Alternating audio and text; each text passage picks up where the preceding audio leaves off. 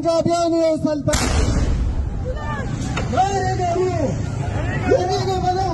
سوات کې د کابل پولیس ثانې د مرکزي دروازې مخې ته په ځانمرګي برید کې لږ تر لږه 14 کسان وژل شوي دي او 10 کسان ژوبل دي.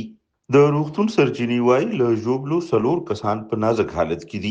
پیښه د اګست په 2 هغه مهال رامخې ته شوه چې له کابل پولیس ثانې لږ واټن کې د امن لپاره د ولسي پاڅون احتجاج روان و او د پاڅون مشر غیرت خان ګډونوالو ته اختتامي وینا کوله. د کابل مرستیال کمشنر ویلي د احتجاج پر مهال ناڅاپه د کابل پولیس ثانې په مرکزي دروازه دا چاودنه وشوه. د ملکن د پولیسو سیمهیز مشر سید فدا حسن شاه وایي ځانمرګي بریدګر غوښتل د پولیسو کمپاوند ته ننوځي خو د پولیسو سرتیرو یې مخه ونیوله او د کمپاوند دننه د رسیدو اجازه یې ورنکړه. د نوموړي په وینا په دغه کمپاوند کې د کابل پولیس ثانې، د کابل پولیس لاین، د ولسي اسانتیا مرکز او نور دولتي دفترونه هم شتون لري. د پولیسو لخوا د بریدګر مخنیوي د کمپاوند دننه د لا زیات زیان مخه نیولې. د شال نیوز خبریال عصمت علي اخون چې د پیښې په ځای کې موجود وو د چاودنې په لومړیو شوبو کې لږ تر لږه 4 مړي لیدلي وو.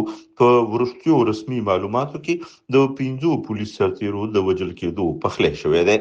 نوموړی وایي له چاودنې وروستو ګڼ ژوبل کسان په سیمه کې لیدل کېدل، ځینې ټپیان د ریسکیو په ګاډو کې روغتون ته وړل کېدل، خو ځینو نورو په وینو ککړو جامو کې په خپل پښو له سیمې د وتلو هڅه کوله.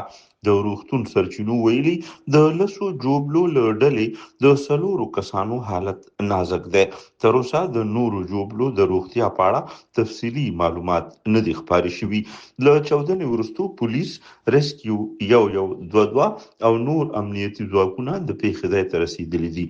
ټپیان نږدې روغتونونو ته لیږدول شوي. پولیسو سیمه کلابنده کړې او پلټنې یې پیل کړي دي. دا برید په داسې وخت کې شوی چې د ولسي پاڅون احتجاج د امن، د ولس د خوندیتوب او د ناامنۍ د مخنیوي غوښتنې لپاره روان و. شال نیوز به د ژوبلو د روغتیا، د پلټنو او نورو رسمي جزئیاتو په اړه تازه معلومات درکړي. د عصمت علي اخوند لپاره مجید بابر، منګوره، سوات.